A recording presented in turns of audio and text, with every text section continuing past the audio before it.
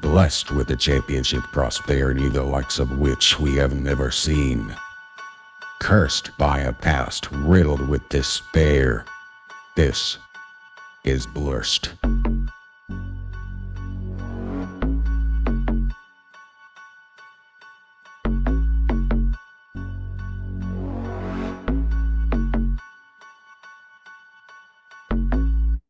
What's up, and welcome back to Blursed, everybody. It is Tuesday for the recording, Wednesday for you folks listening, August 9th, episode 54. Wow. I'm Hayden Cummins, and I'm joined by my good friend, Blake Dodd. What's up, buddy? 54. Wow. Hey, I know, that's a lot. here's what's up. We finished 2 fantasy drafts in the last week. One was 13 rounds that we knocked out in literally 2 days. It was like, what, a day and a half? Or was it 2 days? Yeah, I think two and a half days. So Yeah, it's pretty quick turnaround. That's So pretty quick. that one was a spur of the moment. So that's a redraft league we're in. And we talked a little bit last week, or a lot of it, about how we were doing the 12-hour picks. And I pitched it in our other league like, hey, nobody can come up with a good date to draft on. So let's just, maybe we should consider this. And then our commissioner decided, boom, we're gonna get it started. That was awesome. Yeah. So that was kind of cool to just like stop worrying about picking a date and just go. So I feel like part of it, me really enjoyed it because so guys, we're talking about two different leagues here. In our Blur Sports Dynasty League, we had already talked about a set date for a while. So people could have prepared for that one. People had time. But for our Here We Go Again, which is like a league we've had for 10 plus years, this group of guys, we literally didn't have a date set. And we're just like, you know what? Why don't we start a slow draft now? Let's just do it now, which I felt like was cool because it put us all on the same page for once when it comes to research. oh You know what I man. mean? Like, I've 'cause listened to a few podcasts, but I kind of put them on in the background too. So like I honestly I hadn't done much. well, I'll be honest, after doing the dynasty draft, I felt completely lost in a normal redraft. We do get keepers in this league. We get 3 keepers and they have to be picked after round 3. Yeah. But it's less of your strategy going into the draft, I would say. Like, I mean, I draft some players with that in mind. Like, well, if shit hits the fan, at least I got Jordan Addison and Zay Flowers in the 4th and 5th round, so I can keep them next year. Like, Yeah. I do think about that stuff when I'm making picks, and you might reach a little higher than you would a little bit for some of these players, but overall, it doesn't change it. I wouldn't say it changed the draft strategy too much. No. For me, I had the last pick, so that means I was on the turn for the So you get that third, first fourth keeper. round. So I get the Yeah. first keeper. So that did go into consideration when I was like, oh wait, who am I going to pick at the end of the third, which was Keenan Allen, as opposed to the first pick of the fourth, which was T.J. Hawkinson. So that was smart. calculated. Because we watched Gray mess that up last year, and so y'all wouldn't know this, but Gray could have had Patrick Mahomes, and just so y'all know, we made a big league adjustment last year where we made quarterbacks better. And I'll be honest, I don't know if I'm the biggest fan of this rule still, but we're keeping it this year. It kind of made elite quarterbacks worth so much more than every other quarterback.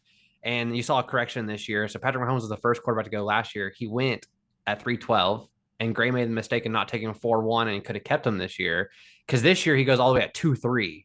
And the reason so is because quarterbacks like Patrick Mahomes averaged like 55 a week last year. Yeah. In our league. Can make a difference. Not all the difference, but I mean, I had Josh Allen last year, and it didn't save me from Frank. So No, but I will say the two people that had the two best quarterbacks last year both made playoffs and were the 1 and 2 seeds going into playoffs. And not for you as much, but I feel like you kind of got unlucky near the end. But Gray, for example, his team wasn't even that good. He literally only made playoffs because of Patrick Mahomes. And so I think the life of DJs might do the same thing this year. He kind of did the Patrick Mahomes the second round. I don't know about the rest of his team, but Gray struggled, or didn't he make a mistake in the draft? Like, because we have a position cap and he has over the cap of running backs or something? Yeah, so in this league, we also have a position cap. Some people say it makes it more competitive and that it makes it where it keeps Dre's and the waivers more interesting. I think it just helps people who don't keep up with stuff. We don't want no scrubs. That's my opinion. But yeah, Gray was locked out of running backs after round 3. So he was so mad because he was stuck. And so then at that point, I felt bad for him in a way because I could use that. Anytime he was picking before me, I would kind of know what he could not take. Yeah. So I knew if I could like avoid taking a running back or I didn't even think about it from that perspective. Yeah, he texted me. I actually got to read this out loud because Gray's a friend of the show. He's been on here once, and we'll definitely have him back. Gray. Yeah, he where is this? Um, he texted me and said, "I'm sorry, this is taking me. We talked more than I thought we did here." He said, "I seriously hate your dumb, stupid ass being right behind me. I know you're just gonna keep boning me. So every time he wanted someone, I would just take the person, or he would hope to like let someone slide. I'd get it. Yeah, Yeah. he was texting me all draft. He was pretty upset. But he did get Jackson Smith, Enigba. And I thought about taking him, but I really needed a running back, so I went Rashad White. Which in our other league, he was like, "Wait, you made fun of me in that league for taking Rashad White." I said, "There's a difference between him being your RB3 and your RB1." And it was such a huge difference too, like resetting your mind for the redraft versus dynasty. So Yes. dynasty, like we've said before, that's just in perpetuity. That's like ongoing forever, supposedly. Forever. It's a franchise, and so you have your team set, and mostly you're just going to be making trades and then drafting rookies in the following seasons. So you're drafting based on age a lot of the time, not necessarily how they're going to do this season, but there's different strategies to it. But yeah, so players like, some of these young receivers, especially, or younger quarterbacks that were getting drafted way earlier in the dynasty league, they might not have been even drafted, or Absolutely. drafted in the last round.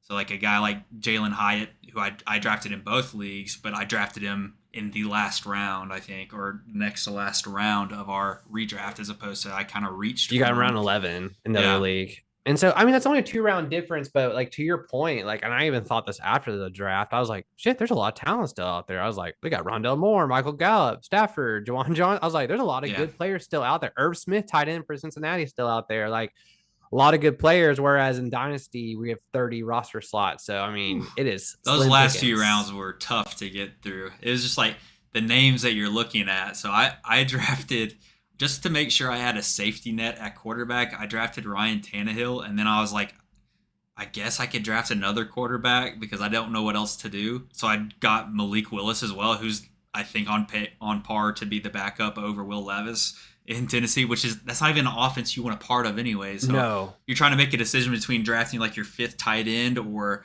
your fifth third string quarterback's backup. Yeah. Right, which is kind of bizarre. So it's definitely a learning experience. Did you enjoy that? The slow draft?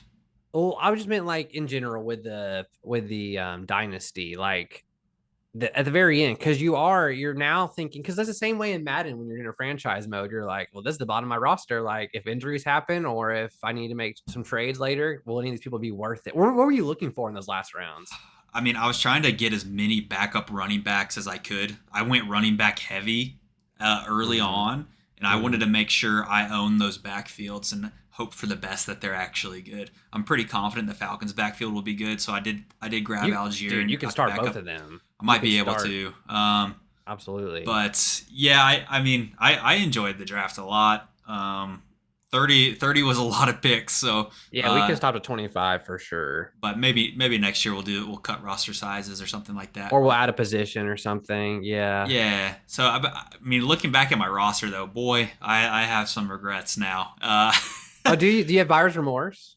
Not as much as like I'm happy with the players that I got, and like I don't feel like I reached for them. I feel like I took players about the right time, but I think I needed to reach on tight ends. I didn't realize how big of a premium that was going to be. Yeah. And so like in our league, I think we have like a 0.5 premium for tight end catches. So it makes it a full PPR. Yeah, full PPR for tight ends as opposed to half PPR for everybody else. But yeah, we have 2 tight ends that you have to start and 3 flexes. Yes.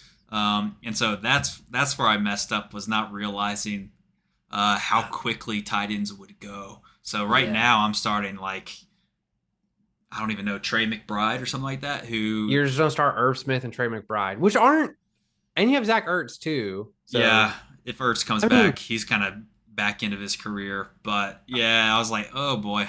And then also I drafted a lot of rookies, so it seems like I might not be that competitive this year unless some rookies have a breakout. Yeah, if like who did I get? I got Jalen Hyatt, like I said. You went Quentin Johnson. You went Zay Flowers. Yeah. You went Kirk, which he's on a rookie, but he's a young receiver. Elijah Moore, you can't quit him. Jalen Hyatt. I got a couple of these guys a little bit later. You went Thielen. You have a couple of wide receivers that can start if you. Yeah, but like I'm not gonna pop off unless some of these rookies do. So like if Anthony Richardson ends up being good in the NFL, which Oh yeah. he's he has a good rushing baseline, which has me excited. So Yeah. we'll see if he goes. But Well, what I liked what you did there was you took Anthony Richardson at 8, in the 8th round, sorry, in the 8th round, which I liked because you later got Goff in the 15th, which like Goff's a great person to spot start or even start. Like Goff could actually start for you this year. I think I'll probably start the year starting Goff just to see. Yeah. Which I like that though. I like that I don't know. It's just such a neat thing because here's the thing: Anthony Richardson next year could be your next Patrick Mahomes, or he could be your next Zach Wilson, and he's like, you know what I mean? Like, he's just not anything. So, man, the NFL goes through some quarterbacks. We know that. Absolutely. I will say something I kind of regret, and it also has to do with the tight ends, which I took Mark Andrews. I felt good about tight end, and then my second tight end is going to be either Hunter Henry or K. Dotton. I also went out and got the rookie in LA, Michael Meyer.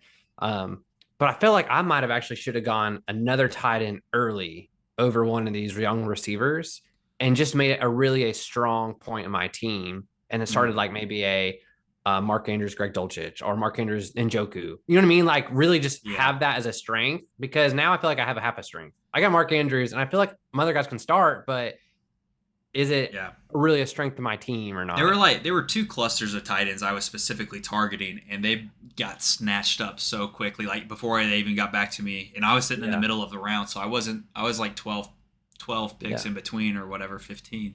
But it wasn't that long, and it hurt. I mean, it shows you it's just like the normal draft where you have mocks, and then players start going, and it's like you have to then catch up and change your draft board almost, because even though you're like, well, is the value really there? It's like there's no value if you don't get any of them, and then you're out of luck. Yeah, so you got to start somebody.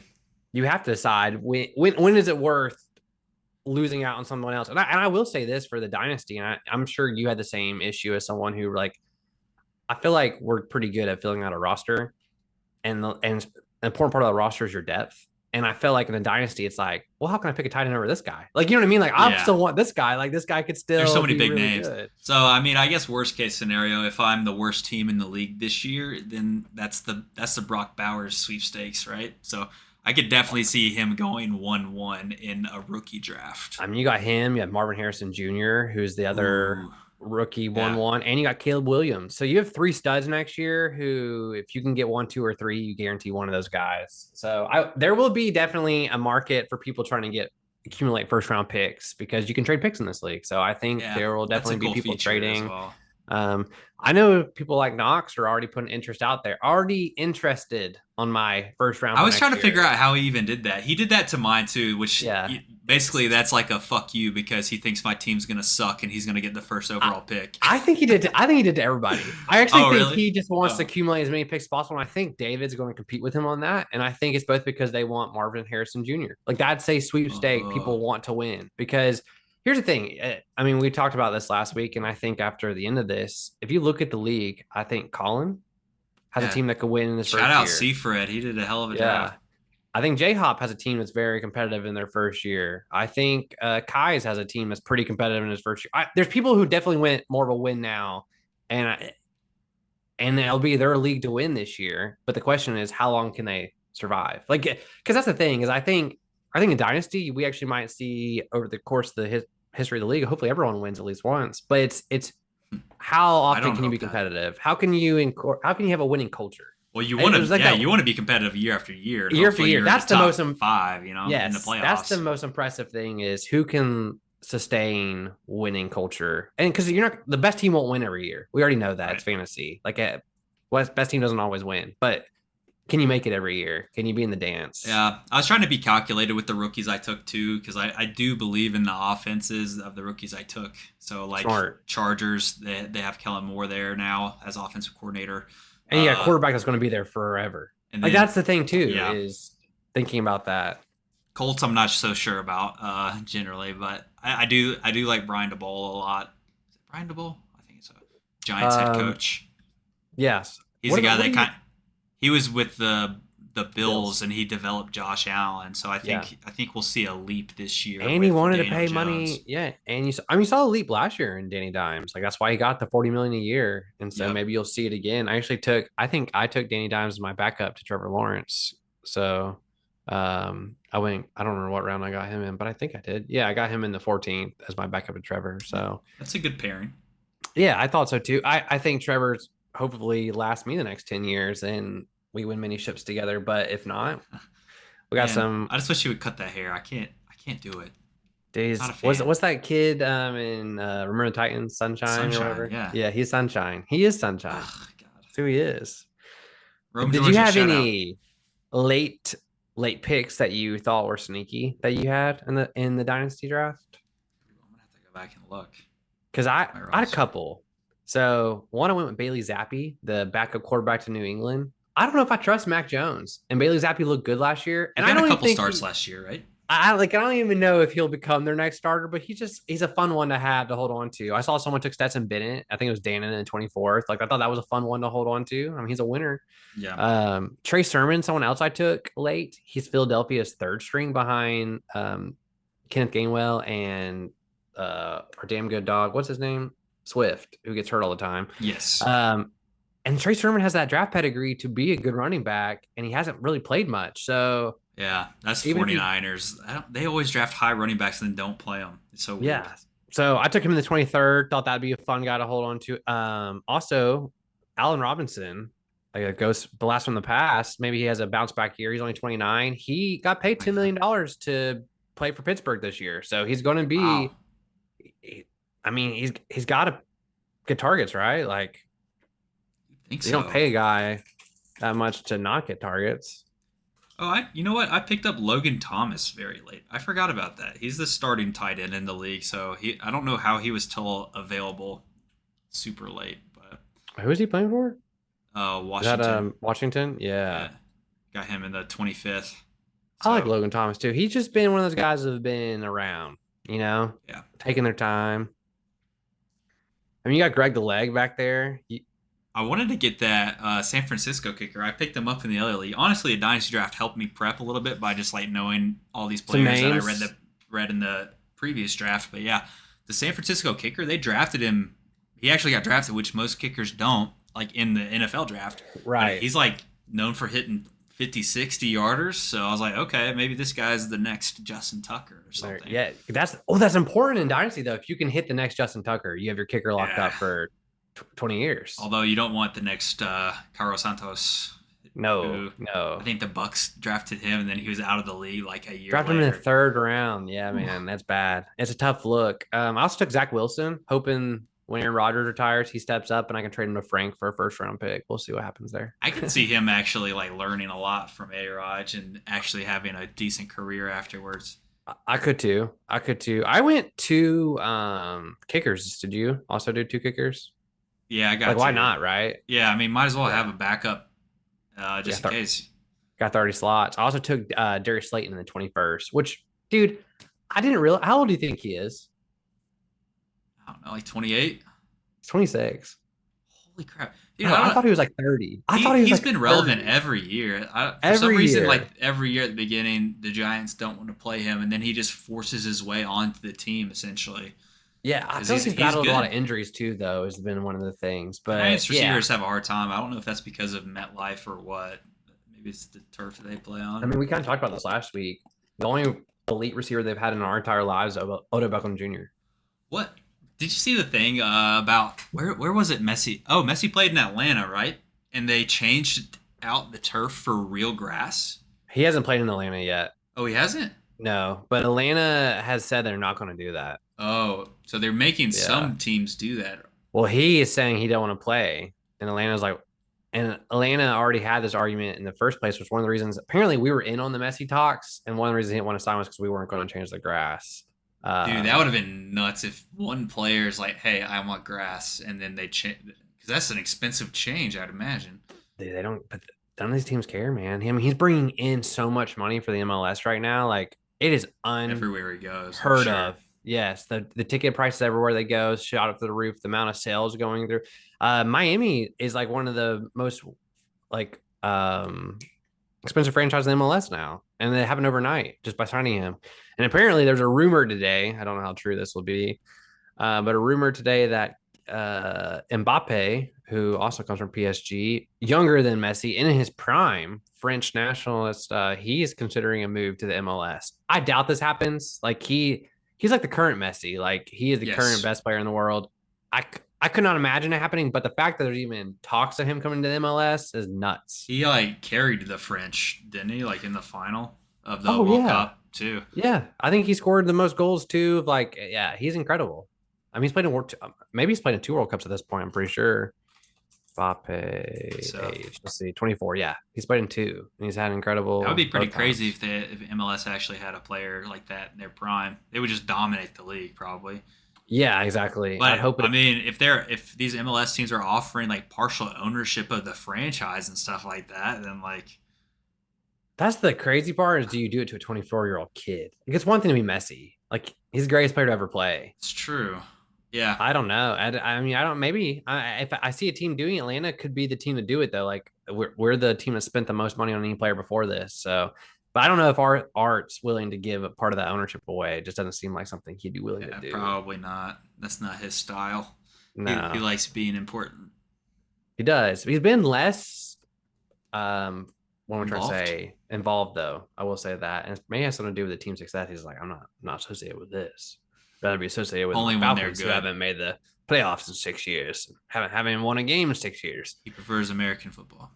Um, Speaking of American football, though, let's continue the story. How'd you feel about in our redraft league, draft wise? You feel good about that one? Felt pretty good. I was the last pick, so it was difficult circumstances, but I feel okay. Just not as I don't feel as into it anymore for some reason, but I'm more invested just because it's a long term. Like you get the same players every year, so now I feel Yeah. like more invested in our dynasty league because of that. It's like I know I'm gonna have these guys coming back unless I trade them. So Oh, right. There's just so much. That's the thing is every player. Well, I'll be honest. In my redraft league, I look at every player as a value and how can I exchange that value for more value? Whereas in Dynasty, you can't do that as much because if you screw up some trades, now you're stuck with that disaster for the next 5 years. You know what I mean? Like you can oh set yeah, yourself back, and you got to be a little smarter higher about the moves you're stakes. making. Yeah, Yeah, it's not short term exactly. solutions. Exactly. But also speaking of regular football, with Falcons training camp, they've had joint practices this week with Miami, which I mean, I'm pretty thrilled we're having joint practice with Miami. What a great offense to practice against for our defense. And Yeah. the noise that I have out of camp today was that defenses on both sides dominated. So both the Falcons and the Miami defense dominated. Apparently, Falcons dominated the line of center, or the center. Oh, yeah, the Line of scrimmage. line of scrimmage, specifically in the center of the field, from the linebackers and from we're talking about Grady Jarrett and Onyemata. So that's huge. We Yeah. had Adekebi got a sack on the outside. He's playing outside linebacker under this new system, and he is depth chart was released today, which don't take too much from it because it's training camp depth chart, and Bijan's listed as the third running back, and we all know he's going to be probably the person who touched the ball the most on offense. But Adekebi was the starting outside linebacker on the first depth chart, which that I actually think does have merit, does mean something. So that's our guy we took last year in the second round. We traded up for, and that the fact that he might be starting this year shows you that that's a good pick. Yeah. There's a little bit of hype around the defense right now, and hopefully, we've seen a few injuries rolling in. Did you take their defense as the last pick of the I draft? did, yeah. That was such a good pick, dude. Yeah. They have an easy schedule that we know.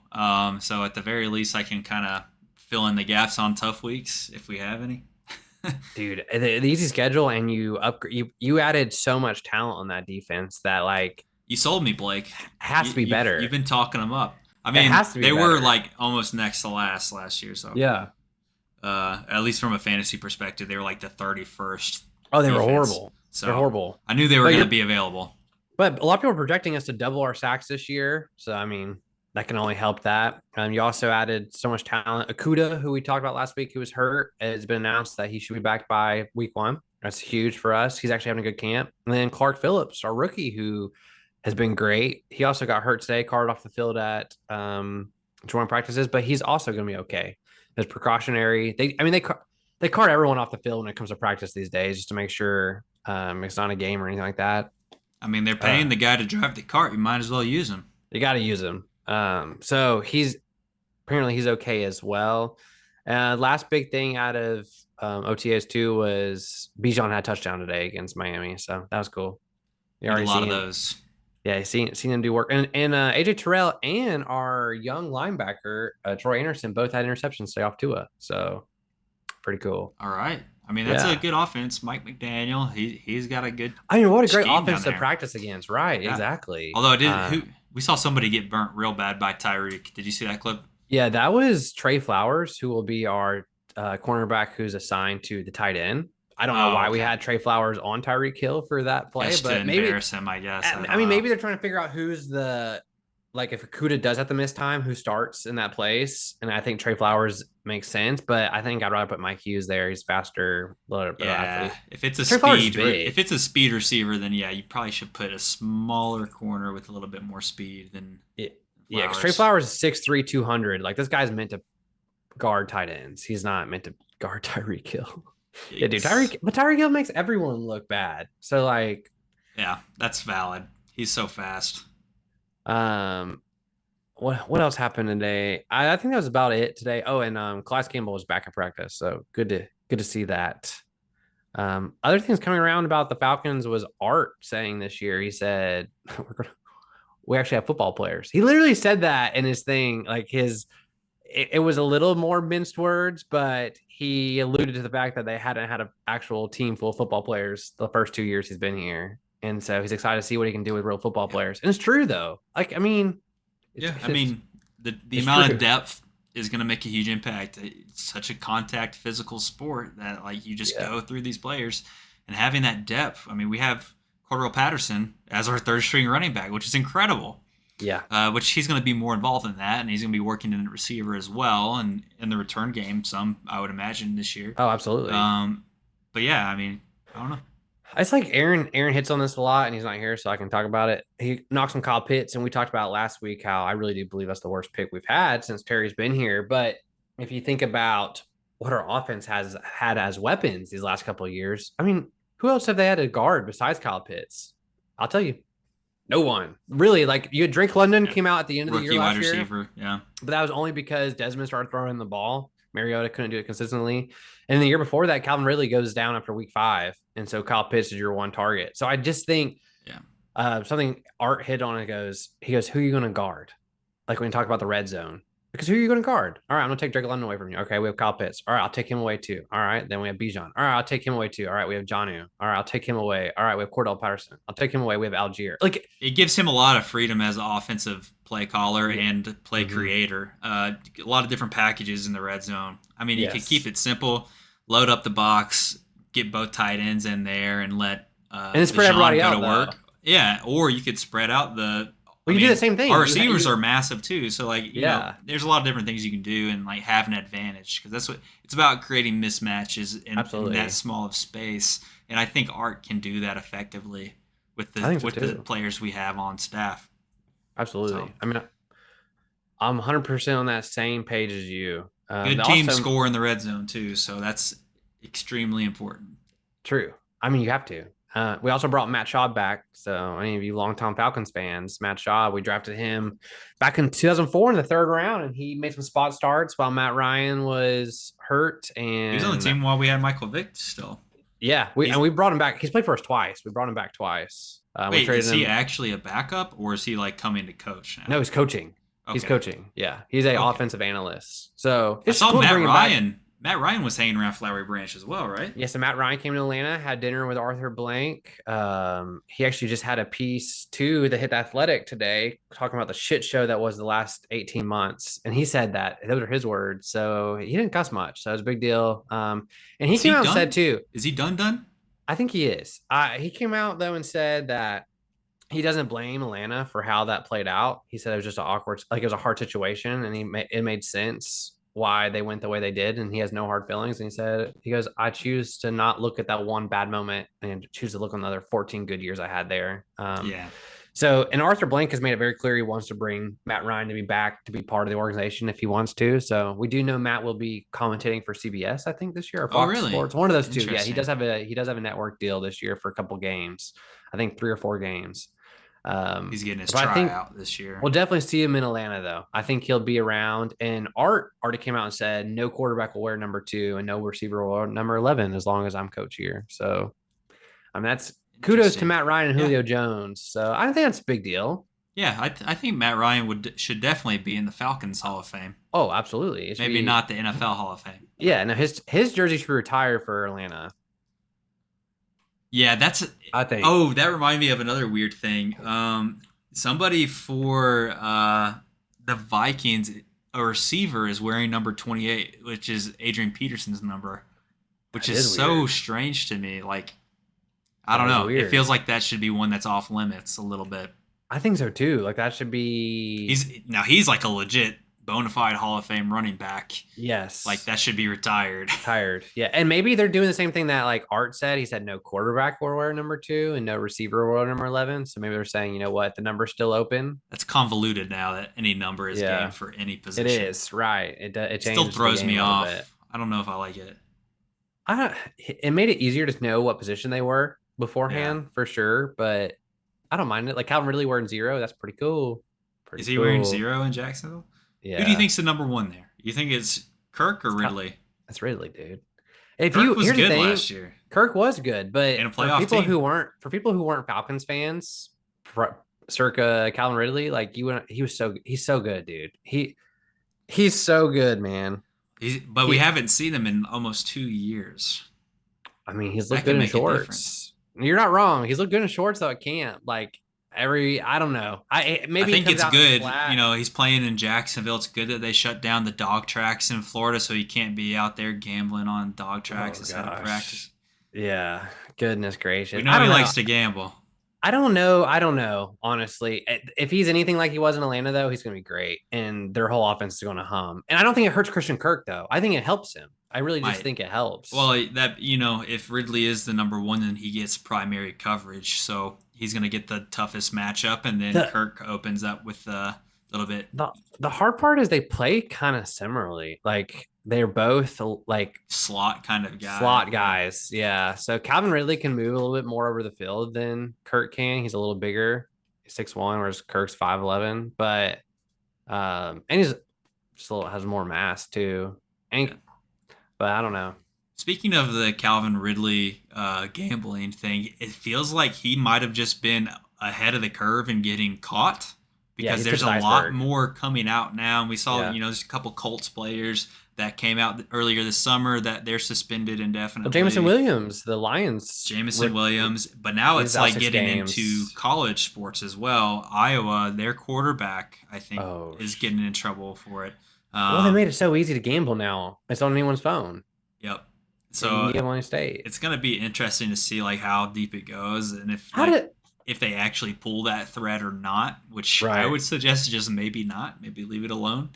But I don't know. I guess if it does become a crime if there's like collusion. So if they're Yes. betting on games that they're actively playing in and stuff like that, then like that's some kind of fraud, I think.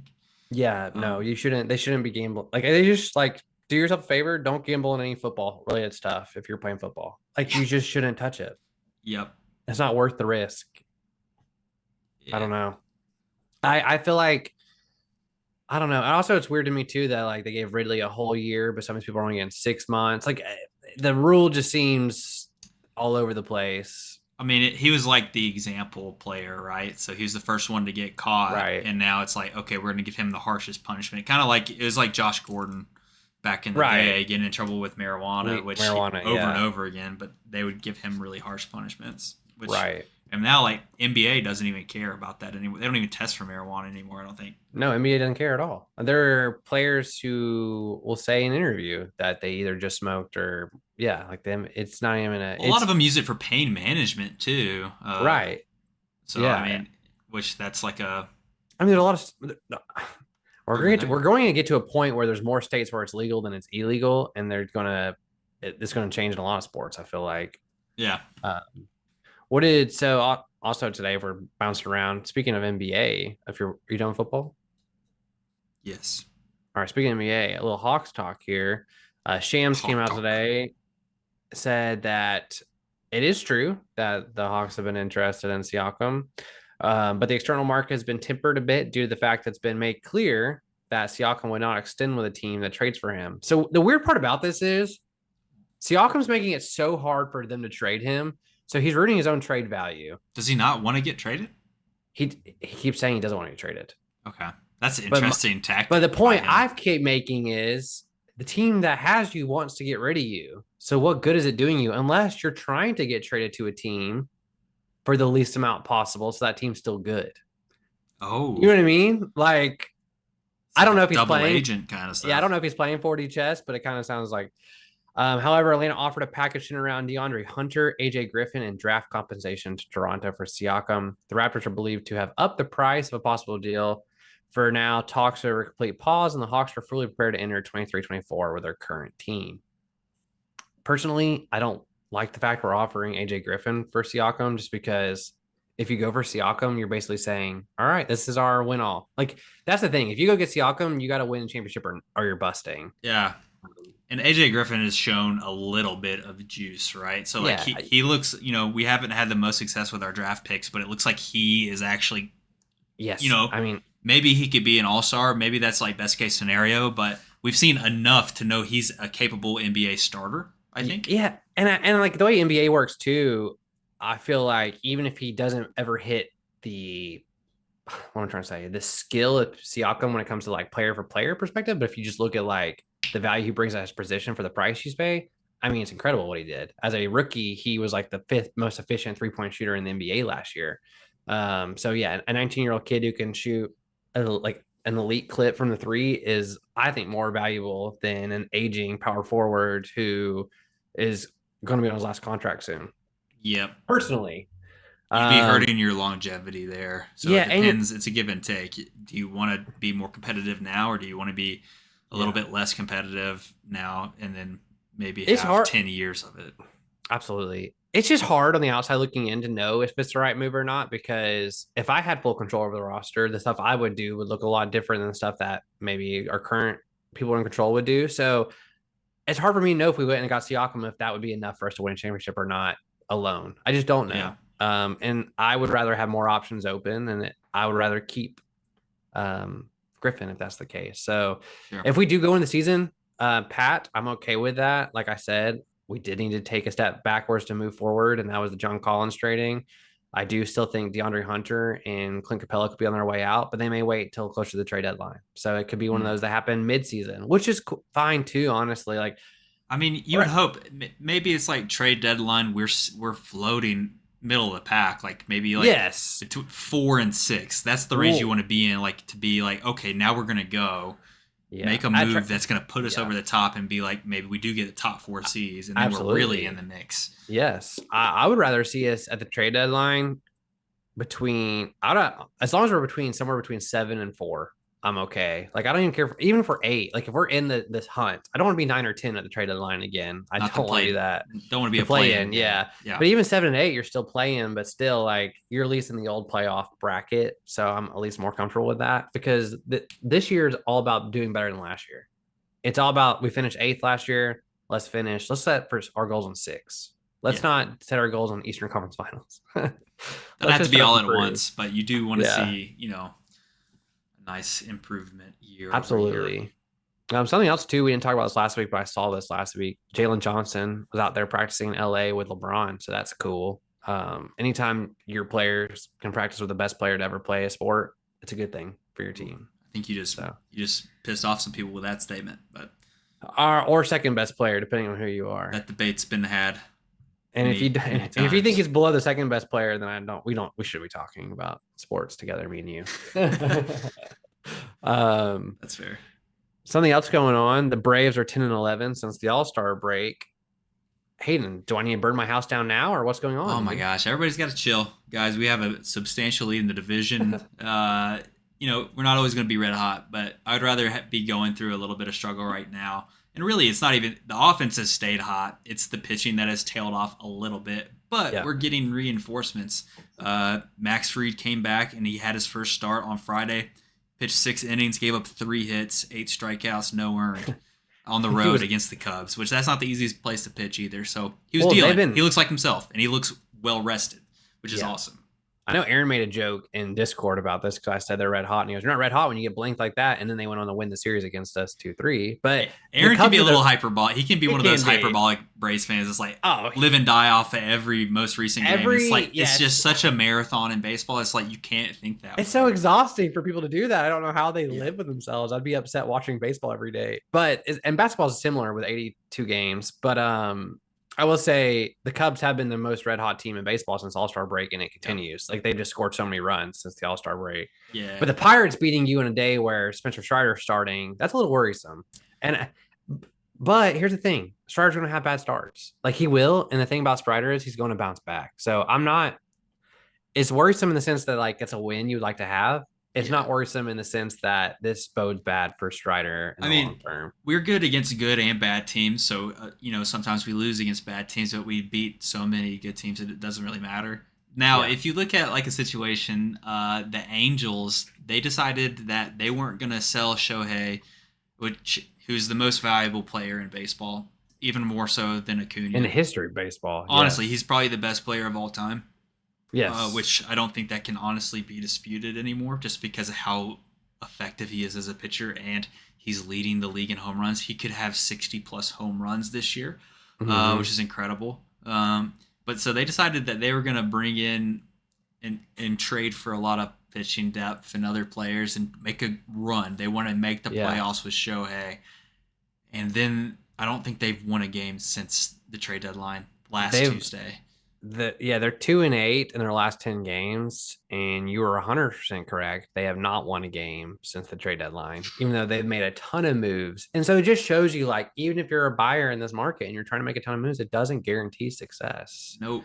I know a lot of people like Mike Bell, ATL, man, he's out there on Twitter. A lot of people are eating AA alive right now. And it's like, what did you want? Like, you're just upset we're losing some games right now, but there's nothing actually like. If you look at the standings, we're still leading.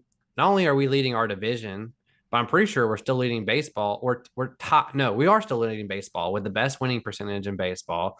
We're winning our division by 9.5 games. Like, and the offense, like you said, is still hitting. Like, so our strengths are so good. It's just we got to figure out the pitching a little bit. Real quick before I forget, Matt Olson's on pace for 58 home runs, which that's incredible. And that's, that does not happen often. And, while Freddie Freeman is having a good year as well, like really good, he's in the MVP conversation. Yeah, he should be. People need to back off Matt Olson a little bit because he is. Are people still go after him? People will still go after him. It's because he's a different kind of. He's a power hitter. That's what he does. He's going to drive in runs. He's on pace for 140 RBIs, folks. That's a lot. Especially in this day and age, like it just doesn't happen as much as it used to when people were bopping 70 homers like Barry. Dude, Dane Ugla, he deserved people to go after him. Like he was a power hitter who couldn't hit for average. Giancarlo Stanton deserves people to go after him. He has a monster contract and can't hit. He can't stay healthy, and when he is healthy, he's not any good. Matt Olson is so valuable. Does his average high as you wish it was? No. That's not what he's known for. It's not what he's great at. Yeah. He's here to hit dingers, and that's what he's been doing. And he's batting 266. Yeah, it's not bad. I mean, he's in the MVP conversation as well for some people. So he'll probably get some votes. It should be mentioned that Austin Riley is starting to come alive too. He's kind of even as an all-star, he's had a slower year for him. But it feels like August is his month. July and August, he like really comes on, and that's when he started going last year too. And so that's when you see these guys. They may, not be on at the same time, but he's a guy that can carry the offense for a few days at a time. That's how good he is. And the thing that you're talking about, Mike Bell, bad take. Those Braves fans who think we fret too much over this team starting pitching, keep those receipts. Elder is leaking and Morton isn't winning his starts. We needed to add another starter at the deadline. I just think that's a really bad take over a few bad starts. Wins is not a good statistic for starting pitchers. you want to No. look at quality starts if you're going to do that, because you can see if they're actually getting through a number of innings and like keeping you in games Or essentially. they just getting lucky based on runs Yeah, scored. I mean, Right. and that can happen too. And like, I'm pretty sure Spencer Strider has like one of the worst luck indicators in baseball, which is like batting average for ball in play. So basically, Right. he's getting soft contact that's getting blooped over or dunked in or finds a hole in the infield. So that's something you look to stabilize and like come back down to earth since it's been an outlier. But yeah, I mean, I'm just not concerned about it. Those Elder and Morton, those aren't playoff starting pitchers for us. As long as they're healthy, it's going to be Max Fried, Strider, and Kyle Wright. I mean, Um, Elder, you don't think Morton gets a start? You think he comes out of the pen? he'll be out of the pen, yeah. Depending Same with on Elder? it depends on how the playoff series goes, Yeah. and like the scheduling. Right. But yeah, I would imagine it'll be whoever's hottest at the end of the year. So Yeah. Morton might have the experience, but Elder's been good at times, and it depends on the team. Elder is safer against teams with less offensive firepower, so I don't see him coming in to a real high leverage situation. I see him Right. as like, we've had bullpen games in the playoffs in the past. That'll be Yeah. Elder's game. It's like Yeah, so he'll it's start. not a throwaway by any Yeah. means, especially with our offense. We could still Right. definitely win that game, or But he here's the could go thing. out there and I would deal say, too. yeah, I would say depending on how he's He pitching, has it in him. yeah, I could see Snicker letting him like say you get to inning 5 and he hasn't given up a run or anything. I could see Snicker be like, you know what, let him go, let him eat. Yeah, I mean, Uh, yeah, but I'm not concerned. Like we nor have should you be. pretty good depth. Kyle Wright is on his way back. Max Fried is back. We're When do we getting get deeper. concerned? Not till the playoff series. I mean, you don't want to be having losing months, but as long as we're sitting at 500 in August, and then hopefully Yeah. we get hot towards the end of September, and as you go into October, you're set. I think it would be beneficial to be one of the top two seeds. Yes. Even though it didn't benefit us last year, I think maybe we'll see a different approach to the There's a playoffs different for those ending of the teams. season. Yeah, it was very Yeah. different last year. Yeah, there was a lot of high stress just to win the division, and it doesn't seem Yeah. like it's going to be that way unless there's a major collapse, which I don't really see that happening either. One thing we didn't talk about last week were the Mets trades. We Yes. talked about them in a way. We talked about it in a way to make fun of them because it is pretty hysterical how they're having to fall apart. But let's be honest, as badly as bad as they are, and as funny as this was, watching them having to trade away all this talent, they actually got some pretty good returns on these trades. And I think Yeah, they got I think- Ronnie's little brother, which hurts. because here's something I will say, and this could be something you see as a combatant against the AAs in this league, is that, or just a different method, is that, you know what? We're not the best at building teams from the ground up. So you know what we're going to do? We're going to buy the best players, and then we're going to trade those best players for prospects because we can't draft our own prospects. So someone was saying that recently, that actually you can't buy draft picks or anything like that. You can't trade draft picks, but this is how you trade draft picks. You buy best players, you trade those best players for best prospects, and Mets could keep doing that. Well, Mets every year could buy the best player and then trade them. They do have basically unlimited funds, so like they're paying $40 million of Max Scherzer's contract. Yeah, because he was under contract for next season as well. I think they're paying 130 million of contracts that aren't on their team right now, and they're paying 130 million for contracts that are on the team right now. Boy, that's a lot of money. But yeah, it was.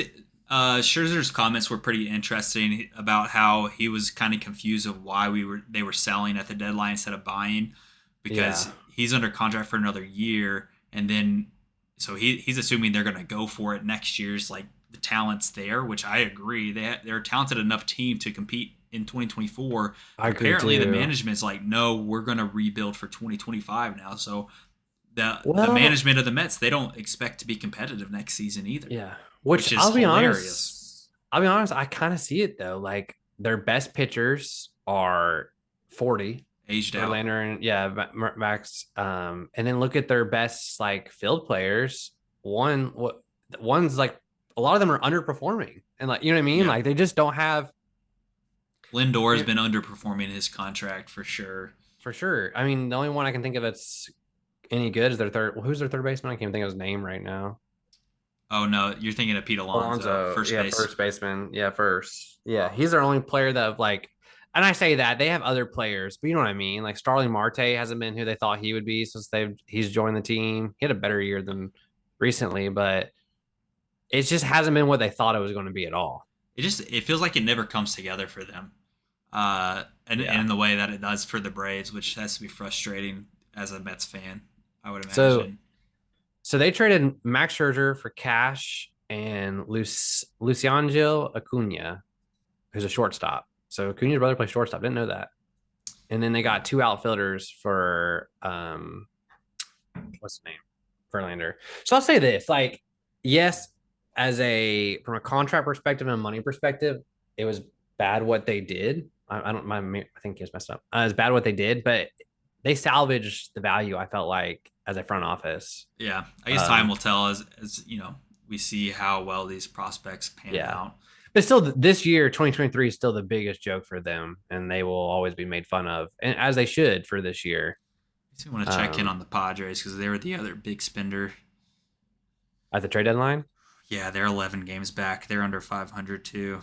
So, and the Dodgers who decided not to spend this offseason, presumably because they're wanting to go get Shohei, they're winning the division again. They have 4-game lead over the yeah, Giants. they're back on a fire again though. That's because you have people like Mookie Betts, you have people like Freddie Freeman who have been playing really well, playing hot. And you also have Kershaw who's actually having like a great year. Yep. So And they have the starting pitching too. They yeah, have a full package. The Dodgers are they're richer Braves. It feels like so. We'll see in the years to come. We'll see who's richer next year when we land.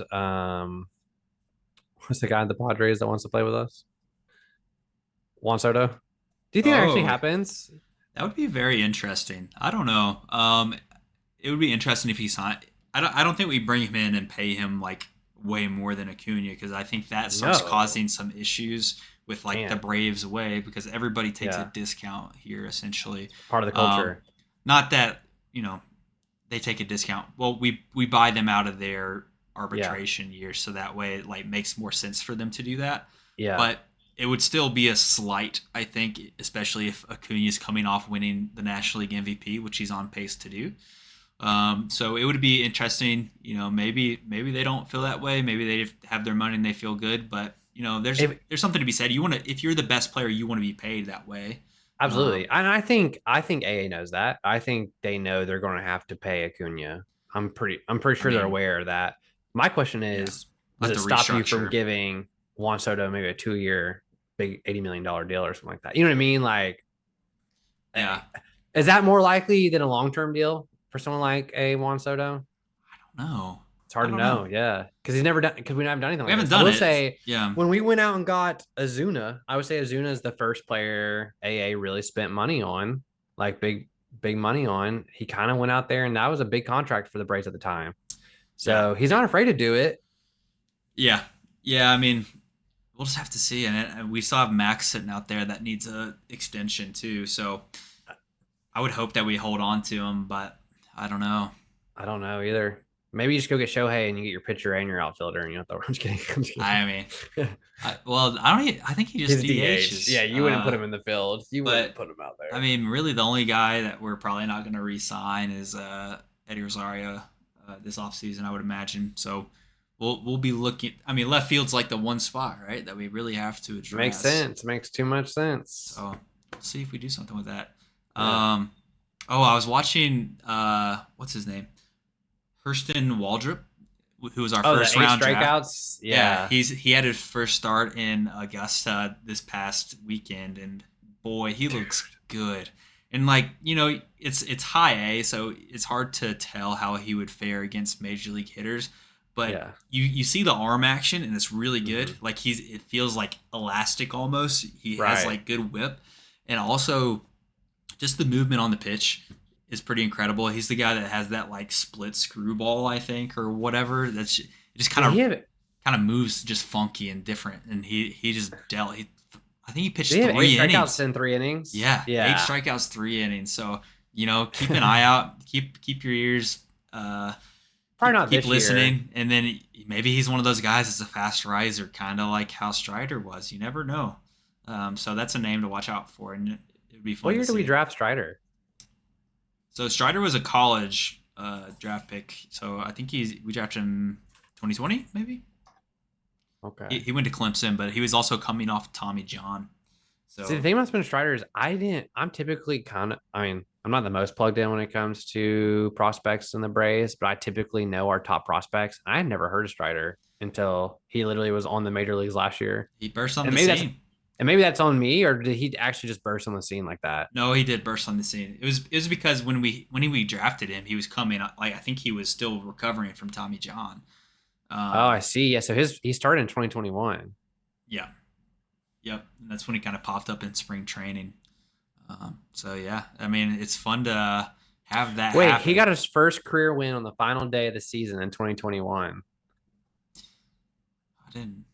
before we won the World Series. Oh, He he made yeah. I didn't So know that. So Strider he got earned a his World first. Series ring. Good for him. Yeah, so on October 1st, 2021, Strider was selected to the Atlanta active roster, made his major league debut that night, pitching 1 inning of relief against the New York Mets. Strider earned his first career win on the final day of that season against facing the Mets in relief. Again, facing the Mets in relief. So he did it twice. Got played a couple Nice. times. Yeah, I didn't realize that. I That's didn't know that interesting. either. Yeah. They And then kind he of made just the blend into opening. the mix. Yeah, dude. I remember him being in the bullpen before he came to be a starter, but Yeah, yeah. that was Wow. last season. Yeah, Yeah. that was like the first 2 months, I think. But That's crazy, yeah, man. that's what's going on with the Braves. So it's kind of just tried and true. And then we have the UGA football ramping up here Just around the shortly corner. Yeah, what in a about month. this will be a cliff note for next time because I want Aaron to be here when we talk about this. Has to be. We have to talk about the end of the Pac-12 as we know it. It's What is going on with that? I it's see all over. the memes. Are they just like too many people, too many teams left, or what? They're gone, man. It's I don't know how they're going to recover. Yeah, it just the just if you don't know, the teams that left this offseason and they're joining the Big Ten, which now like the Big 20 basically. Oregon, UCLA, USC, Washington all left Pac-12 and are now part of the Big 10. And then on the other side, Arizona, ASU um, left the Pac-12 and joined the Big 12. Jeez, Yes, be a lot of traveling. now you're gonna have Oregon play Ohio State during football season. I just don't understand why this isn't more organized. Why are there these individual conferences that are like profiting too? It It's feels because weird. it's all weird, dude. The NCAA is falling apart, is what's happening. Like Yeah, I think it will fall apart, and I think could be a the good next thing. big thing are these conferences are going to get more and more power until there's only like 4 conferences or 5 conferences, and then eventually I think the conference will do away and we'll have a NCAA again. It's just gonna be a cycle. Yeah. We need to Yeah. just ask Chat GPT what the they think same we should do. way the same way we got Netflix to send us movies and then Netflix cut all of our cords and now we're having subscriptions that cost as much as our cable again. It Yep. just Oh it yeah. all happens in waves. I had that idea years ago. We Years just ago. just invent cable. It houses all everything that all your subscriptions. Right back. Basically though. But yeah, we'll talk about that next week. And really talk about too, because I think something that it's not going to talk about enough is like, what about the other sports? Not football, like basketball, baseball, the teams that play way more games, travel a lot more, or traveling not by charter, but traveling by domestic flights and stuff like that. Like, does school matter to these kids anymore? Like, you know what I mean? Like, there's just a lot changing, and I'm Well, all about for the lesser sports. sports or the ones that aren't as popular, like yeah, school matters a lot. So Yeah. So, I don't know. and does Notre Dame finally join a conference? Oh Will we ever God, know? Yeah. So, dude, it makes sense for them to join the ACC because they are in basketball, but I don't know. they don't get enough control over their scheduling. Well, I think as long as the college football playoff allows for like one general admission, they're going to stay their own conference because they can be that best team. Well, they just can't lose a game, basically. Yeah. So, anyways, that'll be next time, guys. And we'll also talk about NCAA 24. They have announced that college football will be back next year, but I'm pretty sure they announced to be back this year. So, We might be pushing back 2025 again next year. We'll see. That's totally EA Sports. That's what's in the game. That's what's in That's the who game. they are. Hey, but apparently Madden franchise modes might be worth it this year. So I'll let somebody else try that out. I'm gonna watch on YouTube. Before I shell out $70 for that. I'm watching YouTube videos first, and I probably will just get my EA. I'll probably pay like $15 for that EA subscription for 1 month, play it, and see if I like it. And if not, I'll cancel my subscription. Get a discount too. Yeah. So yeah. All right, guys. I think that'll do it this week. But thanks for joining us, and see you next time. Peace. Later. Before you go, if you enjoyed our episode, please subscribe, leave us a 5-star review, and share with your friends. If you'd like to see these mugs, all of our video podcasts are now available on YouTube, where you can like, comment, and subscribe. For more content, follow at Blursed Sports on Instagram, TikTok, and Twitter. You can also follow us individually at Blursed Blake, at Blursed Hayden, and at @A_Kais. If you're interested in chatting with us directly, join our new Discord community by typing discord.io/BlursedSports into your browser. As always, a huge shout out to our music man, Oh No, for keeping the vibe right and laying down straight slappers every week. You can find his information in the show notes. Thanks again so much for listening, and see you next week.